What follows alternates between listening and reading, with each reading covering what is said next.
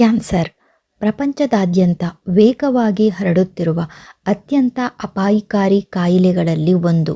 ಇದು ದೇಹದಲ್ಲಿನ ಜೀವಕೋಶಗಳ ಅನಿಯಂತ್ರಿತ ಬೆಳವಣಿಗೆಯಿಂದ ಉಂಟಾಗುತ್ತದೆ. ಸಾಮಾನ್ಯವಾಗಿ ನಮ್ಮ ದೇಹದ ಜೀವಕೋಶಗಳು ನಿಯಂತ್ರಿತವಾಗಿ ಬೆಳೆಯುತ್ತವೆ. ಅವುಗಳಿಗೆ ಅಗತ್ಯವಿಲ್ಲದಿದ್ದಾಗ ಸಹಜವಾಗಿ ಸಾಯುತ್ತವೆ. ಆದರೆ ಕೆಲವೊಮ್ಮೆ ಈ ಜೀವಕೋಶಗಳು ತಮ್ಮ ನಿಯಂತ್ರಣವನ್ನು ಕಳೆದುಕೊಳ್ಳುತ್ತವೆ. ಈ ಅನಿಯಂತ್ರಿತ ಜೀವಕೋಶಗಳು ಗುಂಪುಗೂಡಿ ಕ್ಯಾನ್ಸರ್ ಗೆಡ್ಡೆ ಆಗುತ್ತದೆ. ಈ ಗೆಡ್ಡೆಗಳು ದೇಹದ ಯಾವುದೇ ಅಂಗದಲ್ಲಿ ರೂಪುಗೊಳ್ಳಬಹುದು.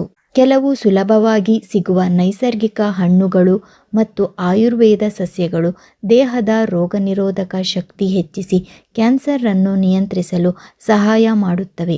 ಈ ಕುರಿತು ಸಂಪೂರ್ಣ ಮಾಹಿತಿ ಇಲ್ಲಿದೆ. ದಯವಿಟ್ಟು ವಿಡಿಯೋವನ್ನು ಕೊನೆಯವರೆಗೂ ನೋಡಿ.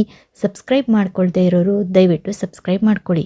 ಇನ್ನು ಅಪಾಯಕಾರಿ ವಿಷಯವೆಂದರೆ ಈ ಕ್ಯಾನ್ಸರ್ ಜೀವಕೋಶಗಳು ದೇಹದ ಒಂದು ಭಾಗದಿಂದ ಇತರ ಭಾಗಗಳಿಗೆ ಹರಡಬಹುದು. ಇದನ್ನು ವೈದ್ಯಕೀಯ ಭಾಷೆಯಲ್ಲಿ ಮೆಟಾಸ್ಟಸಿಸ್ ಎನ್ನುತ್ತಾರೆ.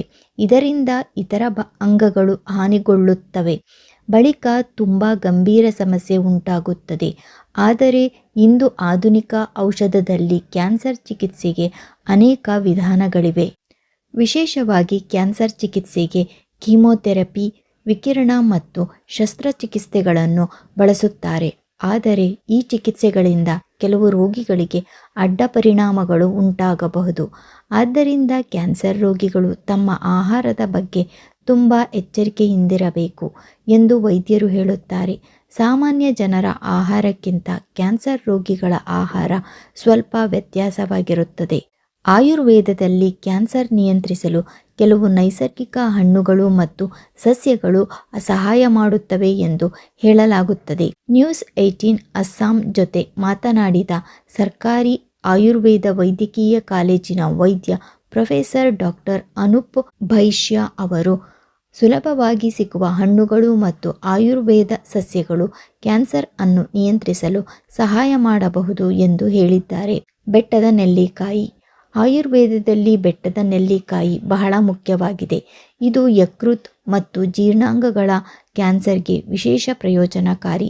ದಿನಕ್ಕೆ 2 ರಿಂದ 3 ನೆಲ್ಲಿಕಾಯಿ ಸೇವಿಸುವುದು ಉತ್ತಮ.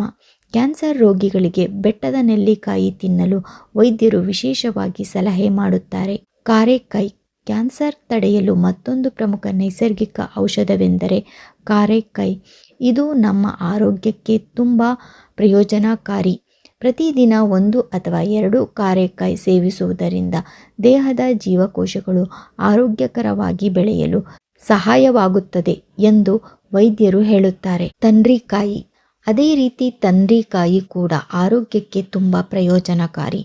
ಆಯುರ್ವೇದದಲ್ಲಿ ಬೆಟ್ಟದ ನೆಲ್ಲಿಕಾಯಿ, ಕಾರೆಕಾಯಿ ಮತ್ತು ತಂಡ್ರಿಕಾಯಿ ಸಂಯೋಜನೆಯನ್ನು ತ್ರಿಫಲ ಎಂದು ಕರೆಯಲಾಗುತ್ತದೆ. ಆಯುರ್ವೇದ ಔಷಧದಲ್ಲಿ ತ್ರಿಫಲವನ್ನು ಬಹಳ ಮುಖ್ಯವಾದ ಔಷಧವೆಂದು ಹೇಳಲಾಗುತ್ತದೆ. ಆಯುರ್ವೇದದಲ್ಲಿ ತ್ರಿಫಲ ಬಹಳ ಮುಖ್ಯವಾದ ಔಷಧವಾಗಿರುವುದರಿಂದ ಕ್ಯಾನ್ಸರ್ ರೋಗಿಗಳಿಗೆ ಪರಿಣಾಮಕಾರಿಯಾಗಿದೆ.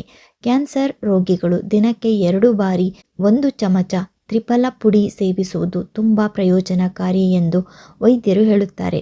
ತ್ರಿಫಲವು ದೇಹದ ಜೀವಕೋಶಗಳನ್ನು ಸಮತೋಲನದಲ್ಲಿರಿಸಿ ಆರೋಗ್ಯವನ್ನು ರಕ್ಷಿಸುವಲ್ಲಿ ಸಹಾಯ ಮಾಡುತ್ತದೆ. ಈ ತ್ರಿಫಲಗಳು ಆಯುರ್ವೇದ ಅಂಗಡಿಯಲ್ಲಿ ಸುಲಭವಾಗಿ ಸಿಗುತ್ತದೆ. ಈ ನೈಸರ್ಗಿಕ ಪದಾರ್ಥಗಳು ವೈದ್ಯಕೀಯ ಚಿಕಿತ್ಸೆಗೆ ಪರ್ಯಾಯವಲ್ಲ ಎಂಬುದನ್ನು ನೆನಪಿಟ್ಟುಕೊಳ್ಳುವುದು ಮುಖ್ಯ. ಕ್ಯಾನ್ಸರ್ನಂತಹ ಗಂಭೀರ ಕಾಯಿಲೆ ಇದ್ದಾಗ ಖಂಡಿತವಾಗಿ ವೈದ್ಯರ ಸಲಹೆ ಪಡೆಯಬೇಕು. ಸರಿಯಾದ ಚಿಕಿತ್ಸೆಯ ಜೊತೆಗೆ ಆರೋಗ್ಯಕರ ಆಹಾರ ಮತ್ತು ನೈಸರ್ಗಿಕ ಸಲಹೆಗಳನ್ನು ಎಚ್ಚರಿಕೆಯಿಂದ ಪಾಲಿಸಿದರೆ ಆರೋಗ್ಯ ಸುಧಾರಿಸುತ್ತದೆ. ಈ ಮಾಹಿತಿ ನಿಮಗೆ ಇಷ್ಟವಾಗಿದ್ದರೆ ಲೈಕ್ ಮಾಡಿ, ಸಬ್ಸ್ಕ್ರೈಬ್ ಮಾಡಿ ಹಾಗೂ ವಿಡಿಯೋವನ್ನು ಹೈಪ್ ಮಾಡಿ. ನೋಡಿದ್ದಕ್ಕೆ ಧನ್ಯವಾದಗಳು.